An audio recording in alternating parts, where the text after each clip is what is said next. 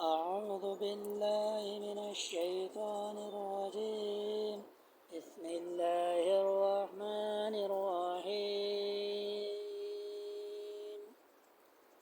والتين والزيتون وطور سينين وهذا البلد العميد لقد خلقنا الإنسان في أحسن تقويم ثم رددناه أسفل سافلين إلا الذين آمنوا وعملوا الصالحات فلهم أجر غير ممنون فما يكذبك بعد بالدين أليس الله بأحكم الحاكمين صدق الله العظيم.